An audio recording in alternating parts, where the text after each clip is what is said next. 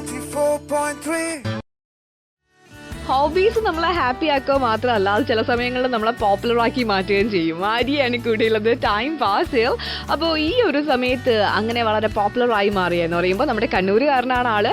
ആളുടെ ഒരു ഹോബി ആണെങ്കിലോ നമ്മളുടെ പ്രൈം മിനിസ്റ്ററിന്റെയും ചീഫ് മിനിസ്റ്ററിന്റെയും ഒക്കെ അറ്റൻഷൻ നേടിയെടുത്തിട്ടുണ്ടായിരുന്നു. അപ്പോൾ ആ ഒരു വിശേഷം ആളിൽ നിന്ന് തന്നെ നമുക്ക് കേൾക്കാം.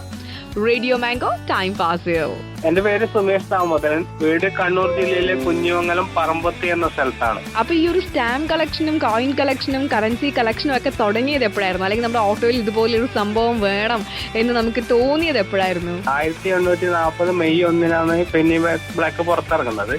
അപ്പൊ അത് ആ പെന്നി ബ്ലാക്ക് എന്ന സ്റ്റാമ്പ് പുറത്തിറങ്ങിയതോടെ ഇംഗ്ലണ്ടില് ലണ്ടൻ ടൈംസ് എന്ന പത്രത്തിൽ യുവതി ഇങ്ങനെ വീട് അലങ്കരിക്കാൻ വേണ്ടിയിട്ട് സ്റ്റാമ്പ് വേണമെന്ന് പറഞ്ഞിട്ടൊരു പരസ്യം കൊടുത്തിന് പത്രത്തിൽ, ലണ്ടൻ ടൈംസിൽ.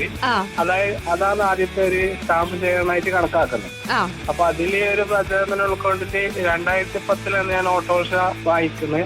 അന്ന് മുതൽ എന്റെ കയ്യിൽ അധികം വരുന്ന സ്റ്റാമ്പുകളെല്ലാം ഇതിൽ ഒട്ടിച്ച് വെച്ചിട്ടുണ്ട്. കേറുന്ന ആൾക്കാർക്ക് ഭയങ്കര ഒരു കൗതുകമായിരിക്കുമല്ലോ. അപ്പൊ അവർ ഇതിനെ കുറിച്ചുള്ള കാര്യങ്ങളൊക്കെ ചോദിക്കാറുണ്ടോ ചേട്ടൻ്റെ അടുത്ത്? ഇതിനെ കുറിച്ച് ചോദിക്കാറുണ്ട്. 5ാം ക്ലാസ് പഠിക്കുമ്പോൾ നമ്മളൊരു പരിസ്ഥിതി സയൻസിന്റെ ഒരു മാഷ് ഉണ്ടായി, TP പത്മനാഭ മാഷ് ഇങ്ങനെ എന്തെങ്കിലും ഹോബി തിരഞ്ഞെടുക്കാൻ വിദ്യാർത്ഥികളോട് ആവശ്യപ്പെട്ടു. അങ്ങനെ ആദ്യം പക്ഷികളുടെ തോൽ ശേഖരിച്ചു, പിന്നീട് തീപ്പെട്ട ചിത്രത്തിൽ എത്തിച്ചേർന്നു. അതിനുശേഷമാണ് ഫിലാറ്റ്ലി എന്ന മഹാലോകത്തിലേക്ക് എത്തിച്ചേരുന്നത്. അതിന്റെ ഒരു തുടക്കം എവിടെന്നായിരുന്നു?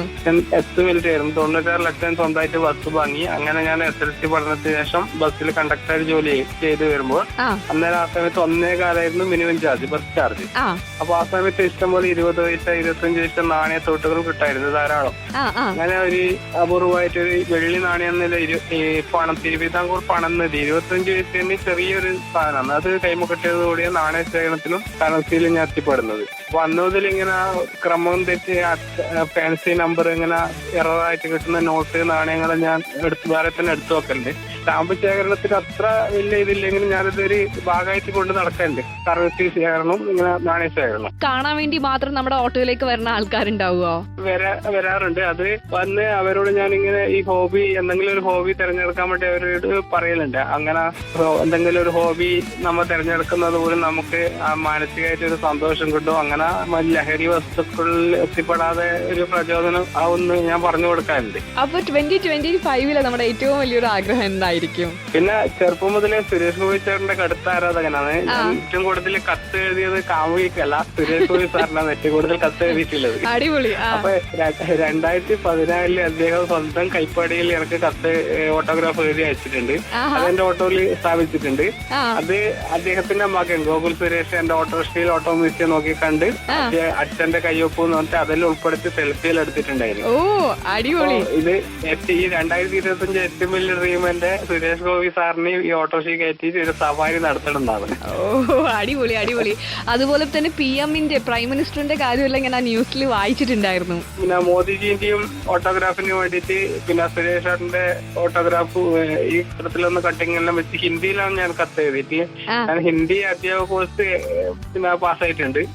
അപ്പൊ ഹിന്ദിയിൽ തന്നെ കത്തെഴുതി അദ്ദേഹം ഹിന്ദിയിൽ തന്നെ എനിക്ക് മറുപടി അയച്ചിട്ടുണ്ട് 2019. അടിപൊളി. നമ്മുടെ ഒരു ഹോബിയിൽ നിന്ന് നമ്മുടെ എന്തൊക്കെ ഇഷ്ടങ്ങളും നമ്മുടെ എന്തൊക്കെ നേട്ടങ്ങളും അല്ലേ ശരിക്കും പറഞ്ഞു കഴിഞ്ഞാൽ ഹോബി നേടിത്തന്നത്? അതെ. കേരളത്തിന്റെയും പിന്നെ ഓട്ടോഗ്രാഫ് ലഭിച്ചിട്ടുണ്ട് 2021. അടിപൊളി. അപ്പൊ ഇതുപോലെ ഒരു ഹോബിയൊക്കെ സ്റ്റാർട്ട് ചെയ്യണം നമുക്ക് ഇപ്പൊ തോന്നുന്നില്ലേ? ചിലപ്പോ ആ ഒരു യുണീക്ക് ഹോബി ആയിരിക്കും നമ്മളെ അങ്ങ് പോപ്പുലർ ആക്കി മാറ്റുന്നത് അല്ലേ?